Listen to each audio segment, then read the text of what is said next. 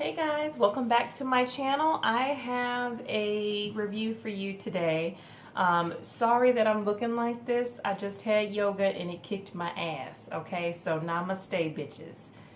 Anyway, so here we go with this book review, right? So Mayfly by Jeff Sweat just actually released yesterday. I've written my review for this and I have it up on the blog, rageandbookreviews.com.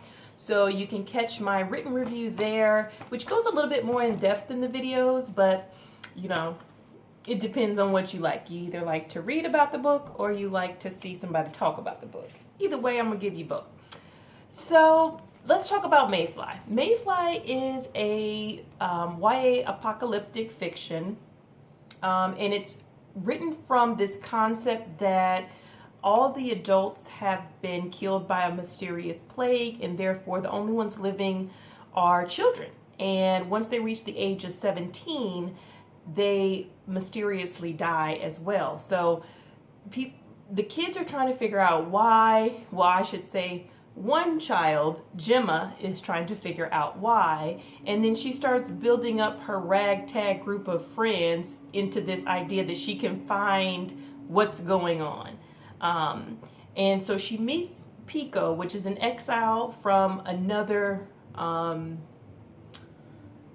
group of kids, because they all live in their own little silos and run their, their worlds how they want to with the ruler or whatever. So Gemma's world, or her clan, they live in the Hollywood Hills. This is all set in California and LA. They live in the Hollywood Hills. And the way that they have kind of been raised over the years has been to sort of basically have sex and procreate. That's the job. That's their main goal. Of their main idea is that they need to keep the human race going, and in order to do that, they need to have a lot of sex and have a lot of babies.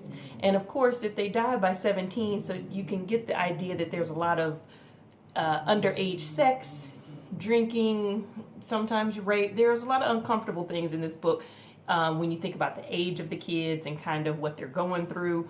So be prepared for that when you read it. Then you will see in this book that she has a love interest who is Apple. Apple is about to turn 17, and so she wants to procreate with him, but kind of doesn't, because she doesn't feel like she needs to be a mama. She's more interested in trying to figure out how to live. So when she meets Apple, her and Apple have this wonderful friendship, and so once something happens, they take off together from their clan, and another group of kids they meet along the way go with them. So as they go through this this new land that they've never seen before, you have all different kinds of kids that are talking about where they came from, what type of clans they came from.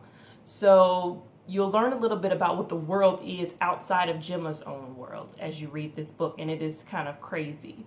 In the end, you see a lot of death, a lot of fighting, a lot of just really world building. I can say one thing that Jeff Sweat did do in this book was create a world that you kind of could envision easily. Now, where the drawback was in this book is that there was a lot of instances where it was very world heavy and not really accented by the characters. So you may find yourself not falling in love with the characters until about the 75% mark, which for some readers is way too late to care about somebody. But at the 75% mark, the book just really starts unraveling the story and the concept and about the plague. You get more information, and therefore you're kind of feeling the same feelings that the characters are, and that's what makes you love them. They kind of have to grow on you throughout the story. So in the end, if you want to see a YA apocalyptic fiction, this just released yesterday, and I highly recommend you get it if this is your thing. Just be aware that there are some, underage, uncomfortable things happening in this book. So with that, good luck with it.